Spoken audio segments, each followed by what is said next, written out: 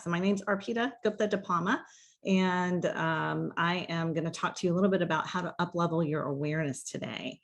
I'll start with a quote by Eckhart Tolle.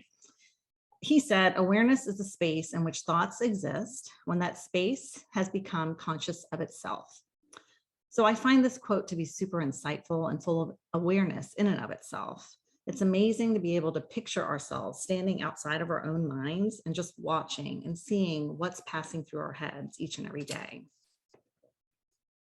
So we are all human, and humans are the only creatures that have this unique ability to be able to be aware of what we're thinking.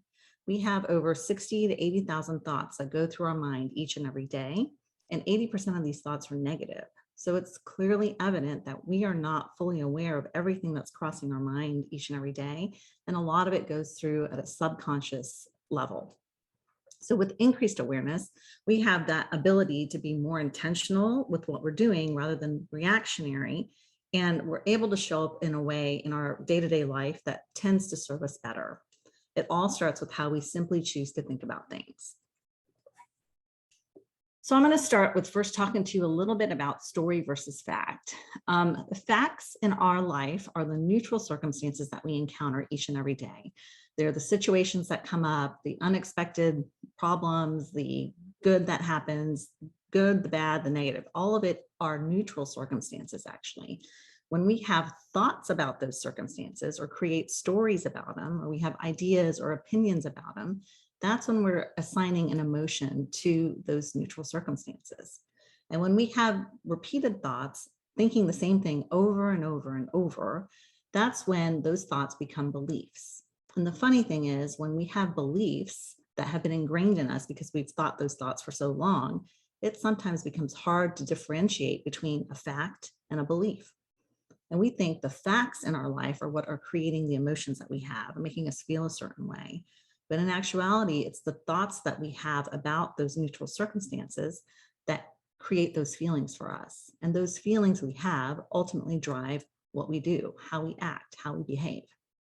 So an example I can throw out there is if you've just picture yourself, you've gotten a text from somebody and it sends you in an automatic negative spiral, and you respond to it quickly just out of emotion, and then you regret it later. We've all done that.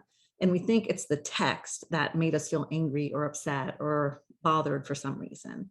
But in actuality, it's the thought that we had when we read the text that made us respond a certain way or feel a certain way first and then respond a certain way. So wouldn't it be nice if you could just empower yourself to pause in the heat of that moment and respond in a way that really served you better? We all have that unique ability to be the observers of our mind and be in control of what we want to think and how we then therefore act. So how we act ultimately creates the results we have in our lives.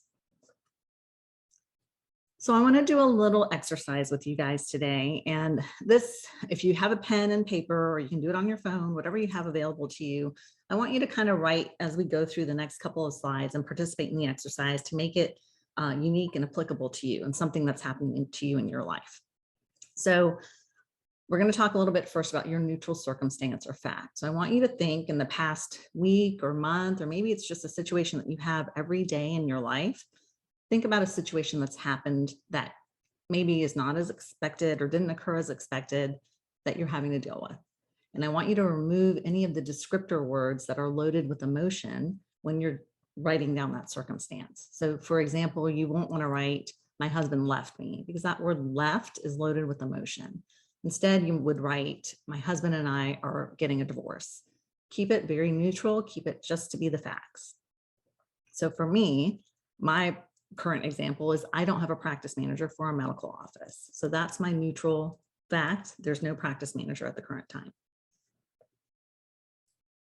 So the next, or the first question actually now, after you've determined what your circumstance is, the first question I want you to ask yourself is, what are you thinking? What's the first thought that comes to your mind, or the most prominent or prevalent thought that you keep having when you think about that circumstance? When we get to the point where we can keep asking ourselves this question throughout the day, what am I thinking? What am I thinking? It's developing this new habit. We're creating a new habit for ourselves, and this habit is what is creating the increased awareness. So work on that. Try to ask yourself throughout the day, what am I thinking? In good situations and bad situations, what am I thinking? Some of the other tools that I work with my clients during the day or whenever I work with them is to give them other options for how to build awareness. And one of those is doing a first morning thought log. And what that is when we wake up in the morning, I want you, when you open your eyes before you even get out of bed, to just be cognizant of the first thought that comes to your mind and write it down. Write it in a journal on your nightstand or have your phone by your nightstand, put the date and what the thought is. And this is going to really build awareness twofold. The first thing it's going to help you do is recognize if you're having thoughts that are not true, quite frankly. So you might automatically wake up every morning and say, I have so much to do today. And then when you actually look at your list, you don't really have that much to do, but it's become an automatic thought for you every morning when you get up, and it puts you on this path of urgency or this feeling of urgency, even if it really isn't something that's happening for you that day. The other thing the first morning thought log helps you do is it helps you recognize when you have patterns of thinking, patterns of emotion that set the tone for the day. So, I am such an anxious person, or I'm so busy and I'm never going to get everything done. You're setting that tone maybe of anxiety every morning. Is that how you really want to start your day, especially if the thought really isn't true? So you're looking at, do you have repetitive patterns of thoughts that aren't true, and how you're setting your tone for each morning when you have that first morning thought log. The second tool that you can use are thought downloads. And this is where when something negative happens, maybe I do it mostly when something negative happens, I'll journal. It's a form of journaling where you just sit down and write. And it's really important that you use pen and paper here and really write it down, because when we're thinking and being, we are more aware of our conscious thoughts, but it's harder to get deep into those subconscious thoughts. And that's what the pen and paper helps us do. It really helps us be more intentional and dive deep into what we're thinking. So all of these tools, asking yourself, what are you thinking throughout the day, doing the first morning thought log, and doing thought downloads, all of them help us witness our mind, help us increase the space in which we can witness our mind. And that's building awareness. So for me, the example for my practice manager situation, the thought that I would always have is all the work is going to pile up and it's going to be dumped on me. I'm going to be left having to do it. Okay. So the next question I want you to ask yourself is, why am I choosing to think this? Why am I picking this particular thought over any of the others that I could potentially have? And then I want you to ask yourself, is your thought a fact, provable in a court of law, where everybody would agree 100% that yes, that's what happened? Or is it really more just conjecture or based on your opinion? When you realize that you might be feeding into some mind drama and believing optional thoughts, you also will start to realize there might be a different way that you could think about things. Our brains have been programmed to do things that keep us safe. They're automatic, they're routine, they're comfortable. That's how we've always thought. So what we need to recognize is what might have been comfortable and routine and working well for us before may no longer be serving us now. And those comfortable thoughts are really not providing for us. They're not benefiting us in any way. So it's going to take some uncomfortable work now and energy expenditure to learn how to become aware and implement those tools and start to make a change in regards to how we're choosing to think each day.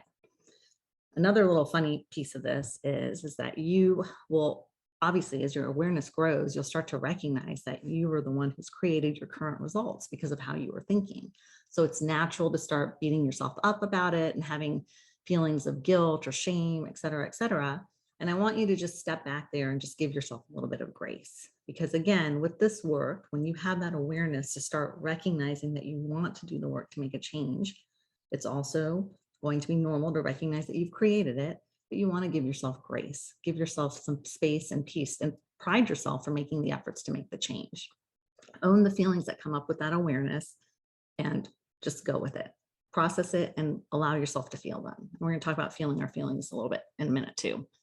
So why am I choosing to think this? For me, I've grown to recognize now this is an automatic pathway for me, the doom or gloom pathway of it's all going to pile up, it's all going to be up to me. And so I've been able to catch myself now and say, thank you for that thought, brain. It's not really serving me. It's not really true. I'm going to choose to think something else. So just having the awareness that I'm going down my typical path and that doesn't really help me any, pause and move on to something else that's more productive. All right, so how is that thought making me feel?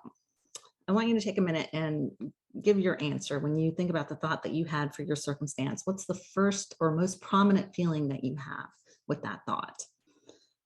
Do you ever allow yourself to just sit and process your feelings, be present in your feelings, be open to allowing them on and in your body? If you can't really pinpoint the feeling with a word, how would you describe it in terms of a color or a temperature or a texture or even just a physical vibration? For me, the feeling that came up with the thought that it's all going to pile up or it's all going to be on me to do would be anxiety. And I'm not really an anxious person. So I really didn't recognize it at first. It was kind of vague. It was an uncertain weight that I had on my chest. So that in and of itself was creating more anxiety because I couldn't quite figure out what it was. It felt like a lump in my throat at times. It felt like my heart fluttering. So recognizing how the feelings are manifesting in your body, the sensations that it's creating in your body is one way that you can actually be open to it, allow it, and just let it be there. The feelings that we have, they start in our brain and they move into our body. Contrarily, if you have sensations like hunger or pain, they start in your body and move up to your brain. So there are 4 ways that we typically can respond to having a feeling. Number 1, we can resist a feeling. And when we resist a feeling, I like to use the analogy of a beach ball. It's like when we push a beach ball under the water in the pool, and eventually it's going to bubble back up and it's going to come up with so much more force and be much more intense. And so when we do that with our feelings, we resist our feelings. It might be okay for a little bit, but eventually something's going to trigger you that makes it come up so much more intensely. And it may not be good when it does that. The second way you can respond to a feeling is by reacting to it. And with reacting to it, I mean, either having an anger outburst or becoming withdrawn. So a good example is, let's say you meet with your boss and they tell you that you're not performing up to standard or what they're expecting. And so rather than interacting and touching base repeatedly to kind of see where you could improve, you might become withdrawn because you're feeling shame or disappointment in yourself. So that's an example of reacting to an emotion rather than allowing it and processing it and moving on. Thirdly, you can avoid emotions. When we avoid emotions, we choose to do something else that temporarily makes us feel better. So we might drink a couple glasses of wine after a hard day of work. We might eat a couple cupcakes because I deserve it. I've done so much today. I owe it to myself. You might over scroll on social media and distract yourself or procrastinate, or you might overwork as a way of trying to prove your self-worth. So all these things that we do to try to make us feel better in the moment to avoid a negative emotion is avoiding the feeling. And inevitably, it just comes back.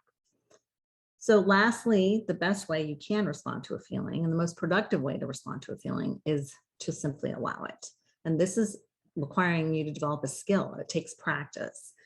I want you to ask yourself, why do we not allow ourselves to feel the feelings? What are we so afraid of? What's really the harm in just letting a feeling be there? And how often do you even let yourself process negative emotion? When you allow your feelings, you're able to be more present in it. You're able to let it be in your body, and it slowly processes itself and gradually passes and goes away, leaving you in a state where you're much more productive to move forward. So when your emotion is high, your intelligence is low. I think we've all been through this when we're like on the phone with Verizon or whoever, and they're not helping us and it's getting, just more difficult to speak to them. And we respond in a way that we normally wouldn't have because we're not able to think and troubleshoot effectively.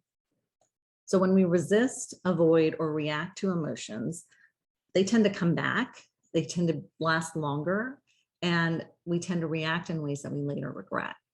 So when we start to recognize the worst thing that really can happen is a feeling, we can maybe allow ourselves to open up and process and be present with it so that we can move ahead in a way that really serves us better.